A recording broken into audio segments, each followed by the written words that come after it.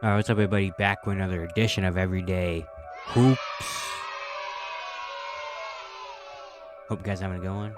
Today, we're talking about three teams that I think next season will jump in the standings and three teams that will drop. Now, when I say jump and drop in the standings, I don't mean maybe jumping up crazy or dropping down crazy. More of just like how they play. It's more, based on how they play, how they look in the season, rather than their win-loss record. These are three teams I think will jump and drop this season. Thank you guys for views on videos and the shorts recently. Really appreciate it. If you like content around here, consider subscribing, like, turn notifications, all stuff like that. I really appreciate it. It helps out a lot. Look at the analytics, a little bit less than 1% of you that actually watch the videos are subscribed. If you like the content, hit the subscribe button. I'd really appreciate it a whole lot. And I don't want to waste any more of your time. Let's get right into it. So the first team I think will jump next season, we'll get the very obvious one out of the way. The Dallas Mavericks. I mean, they have to, right? Last year, they finished 38 and 44, 11th in the West. They missed out completely on the play-in and the playoffs, which is very crazy to see. And I love what they did this offseason to make this team better. They know that last year was a very disappointing year. Starting with the draft, they drafted Derek Lively, which I think is a perfect pick for them. Kind of the center they want. Next to Luka and Kyrie. He's a guy that maybe won't contribute a whole lot in his rookie year, but I think he's going to have some solid moments. And then Olivier Maximus Prosper, another guy that I think really fits. They traded away Dorian Finney-Smith. Omax can be kind of a Dorian Finney-Smith-like player. Very versatile defender, guard multiple different positions. But also on offense provide a lot of energy as well. And I think the Mavericks need that. And then their free agency was really good. They also dumped off Davis Bertans' contract during the draft, which is really nice for them. They picked up Rashawn Holmes. I think he's a guy that's going to be a very low-key. It was a low-key pickup, but he will come into next season and play really well. He's, again, kind of like a center the Mavericks like. Just an energy, lob threat, big man. That's going to block some shots as well. They brought Seth Curry back to Dallas, which is perfect. I mean, you want as much shooting around Luka and Kyrie as you can, and Seth Curry's one of the best shooters in the league. Grant Williams, another guy that really fits in the Mavericks system, a guy that is going to have a little bit bigger role. In Boston, he was an amazing shooter, so I expect that to continue on to Dallas. And then defensively, he can bring it a lot as well. They just have a really solid team. Is it perfect around Luke and Kyrie? No. There's definitely some things they still could maybe get or can fix a little bit. But I think just the base of this team right now going into next season is very solid. And with Luka and Kyrie, having now another full year together, Luka looking really healthy and slim and FIBA. Kyrie, being Kyrie, if those two can just mesh together well, I think this team could jump high. I don't think they're just going to jump from 11 to 8. I think they can jump maybe to a top 4, top 5 seed in the West, man. Even though the Western Conference is going to be extremely difficult, it's going to be a lot of teams fighting in that West. It's going to be very, very good. But I just really like this Mavericks team. And I think this Mavericks team, especially with a chip on their shoulder, can jump up and maybe be a top 4, top 5 seed in the Western Conference next season. Now, the first team I think will drop. Again, we'll get the obvious ones out of the way. The Brooklyn Nets are most likely going to drop in the Eastern Conference. Last year, they finished 45 and 37. They're the 6th seed in the Eastern Conference, but a lot of that was carried by the first half of the season when Kyrie and KD were very, very good, and they were a top 2, top 3 seed in the East. And then we know the KD-Kyrie trades happened. They brought in Mikal Bridges, Cam Johnson, all of them. Still a very solid, very fun team. They were good for a little bit, but as time went on, of course, they dropped and dropped and dropped. And I expect them not to be a top 6 seed in the Eastern Conference this season. They do have a very fun team. I like their team. Mikal's probably going to have a good year. Cam Johnson just got paid. They have really solid guys like Spencer Dinwiddie, Dorian Finney-Smith, Cam Thomas, Royce O'Neal. We'll see what happens with Ben Simmons this season. They brought in Lonnie Walker. I like their rookies, Dariq Whitehead and Noah Clowney. They have a very solid team, but it's just they're that team that it's probably going to be fun to watch. They're probably going to have some good games, but they just don't really have a star player to kind of ease, when you need easy scoring. Sometimes you need to give the ball to your star player and let them work, and the Nets don't really have that. Would Mikal be that this year? He'll probably be good, but I don't know if he's a star player yet. We'll see what happens this season. But I think they're just going to be a very solid, fun team. They might sneak into a play-in spot, maybe a 9 or 10 seed, but I definitely don't expect them to be a guaranteed lock-in top 6 playoff team, which I think is fine. They're going through a new phase in the Brooklyn Nets, and I'm very excited to watch them this season, but I just know don't expect them to be a very good team. The second team I expect to take a jump this season is the Atlanta Hawks. The Hawks last year they finished 41-41. They won their playing game, finished 7th in the East, lost in 6 games to the Celtics. A very much more competitive series than I thought it was going to be. Then this offseason, they addressed a big hole in their team. Well, not hole, but a big thing on their team, trading away John Collins. Finally, it was about time. Just John Collins and the Hawks just weren't really working out with the money and all that stuff, so they traded him away. They didn't make a bunch of big moves in free agency, but they made solid enough little edge moves. Like I like Wesley Matthews and Patty Mills. Like they bring another really good veteran shooting dynamic to the team. And of course, they want as many shooters as they can around Trae Young. Their rookies are very solid. I like Kobe Buffkin. I think he's going to come in and play a decent role. John Collins being traded opens up more minutes for guys like AJ Griffin. DeAndre Hunter can get maybe a little bit more opportunity. Sadiq Bey is going to get a lot more shots up. And I think this Hawks team last year was a disappointing team. They traded for DeJounte Murray. They also gave him a contract extension this offseason. They traded for DeJounte Murray. They're expected to be a very good team, and they just didn't. They were just very average. They brought in Quinn Snyder, and Quinn Snyder now has a full offseason and now going to have a full season to work with this team. Trae and DeJounte had 1 year under their belt. Maybe next year they come in with some new game plan. Their young players are getting better, and they're probably going to be in a better position with John Collins gone to get more opportunities. So I think the Hawks can jump next season. I think they're going to look a lot better than they did last season.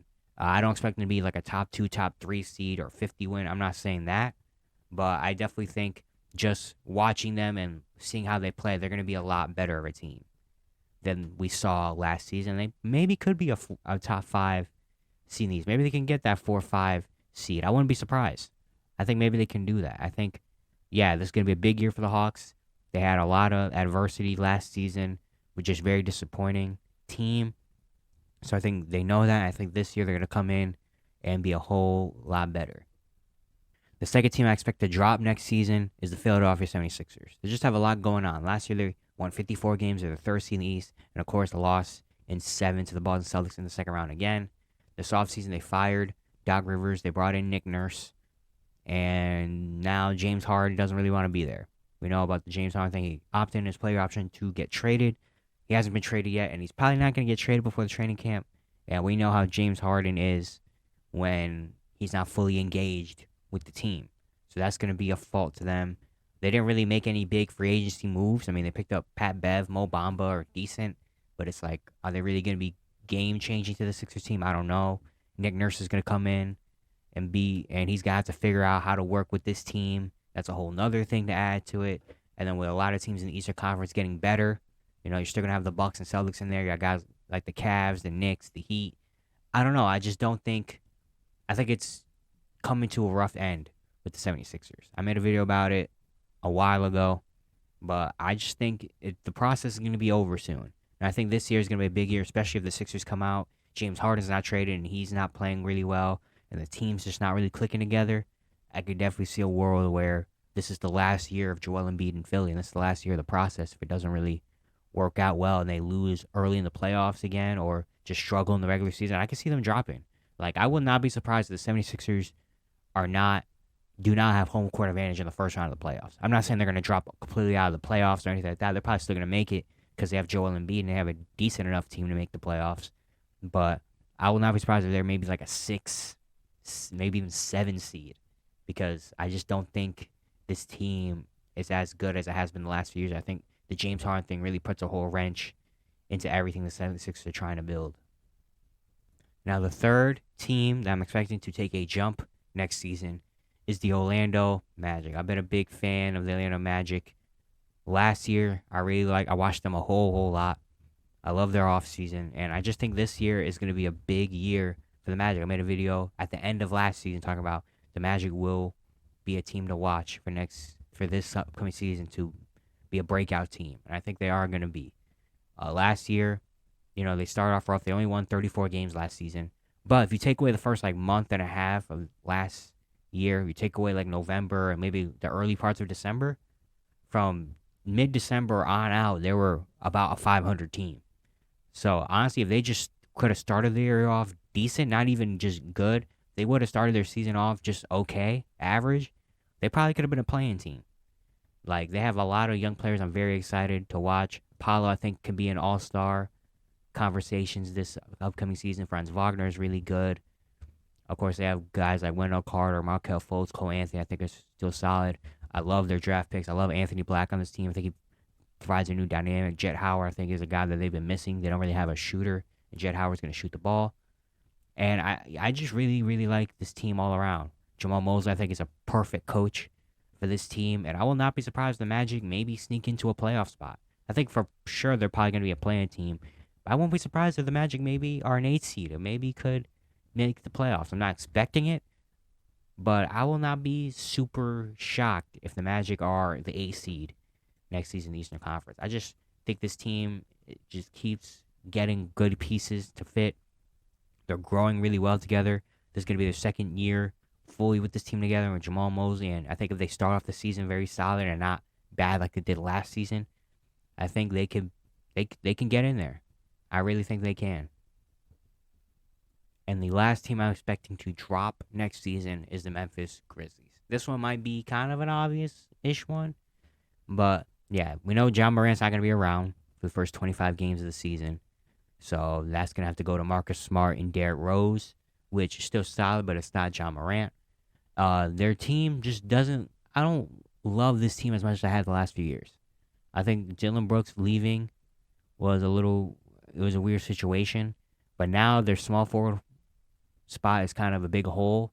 I'm expecting maybe David Roddy probably going to take that spot for now until Ja comes back, and then when Ja does come back, do you put Marcus Smart at the 2 and Desmond Bane at the 3?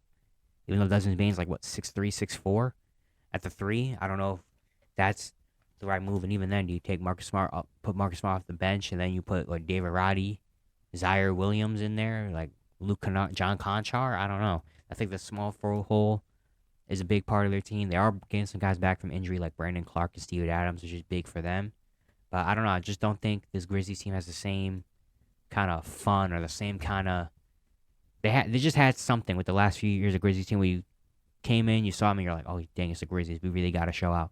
I don't think the Grizzlies have that anymore, especially with how last year ended up with all the off-the-court things that happened and the Dylan Brooks and John Morant situations. And now teams are kind of ready for the Grizzlies, and teams know what the Grizzlies are about, especially in a Western Conference this year. That's going to be very, very tough. A lot of teams got better, and a lot of teams are going to be hunting those top seeds. I think the Grizzlies probably could drop. Now, I'm not saying they're dropping out of the playoffs or anything like that. No, they're still got a solid enough team where they're going to make the playoffs. But last year they won 51 games. I do not expect them to be a top 4 seed in the West. I could definitely see them maybe a 5 or 6 in the Western Conference, which is still decent, but I just don't think the Grizzlies have the same kind of fire in them or umph to this roster that I've seen them have the last few seasons. Maybe that's because Dylan Brooks is gone. Maybe that's a big thing. But yeah, their small forward spot, just I don't love it. Their forward spot, and yeah, John not being around for dang near a quarter-ish of the season is going to be very tough for them to handle as well. But yeah, that's it for today. Hope you guys enjoyed. Once again, if you enjoyed the content around here, consider subscribing, like, turn notifications, all stuff like that. I'd really appreciate it. Really helps out a lot. And yeah, I'll see you guys tomorrow.